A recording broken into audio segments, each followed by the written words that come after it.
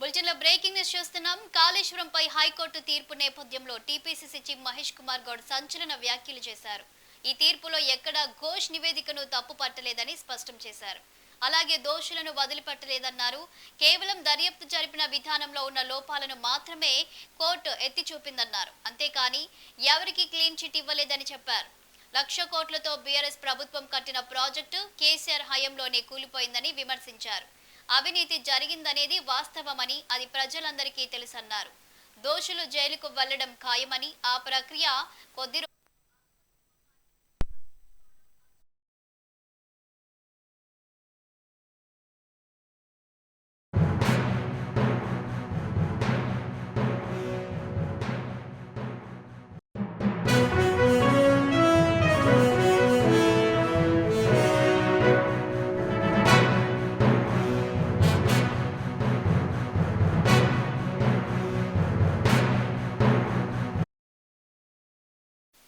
High court తీర్పు CBI దర్యాప్తుకు కానీ మరో విచారణకు కానీ అడ్డంకి కాదన్నారు.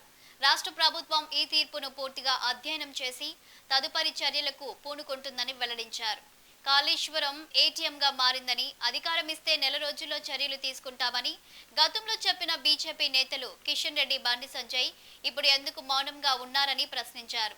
రాష్ట్ర ప్రభుత్వం సిబిఐకి అప్పగిస్తూ జీవో, నోటిఫికేషన్ జారీ చేసినా సిబిఐ ఎందుకు ముందుకు పోవడం లేదో వారు సమాధానం చెప్పాలని డిమాండ్ చేశారు. బీఆర్ఎస్, బీజేపీల మధ్య లోపాయికారి ఒప్పందం ఉండబట్టే చర్యలు తీసుకోవడం లేదని ఆరోపించారు.